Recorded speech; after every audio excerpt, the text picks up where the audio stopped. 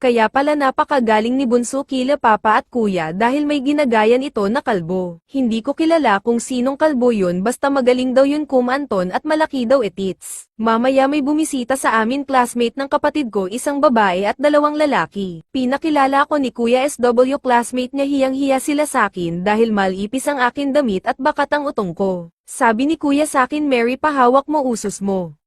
Sagot ko wag kuya hindi kailangan dalahin mo na lang yang babae na yan sa kwarto mo akin nato. Nagulat ako kay kuya kasi kinanton niya agad yung classmates niya luhang-luha ito dahil napakalaki ng etits ni kuya. Kaya sinabihan ko na yung classmates ni kuya na lalaki Tero sunod ka sa kwarto. Nahihiya pa ito doll. Hindi daw siya sanay sabi ko Tero na sumunod ka na. Kaya sumunod ito sa akin. At humiga na ako at bumukaka habang siya hinubad niya na yung short niya nagulat ako dahil mas malaki pa etits ni Bunso kaysa dito kaya sinabihan ko ito cute naman etits mo.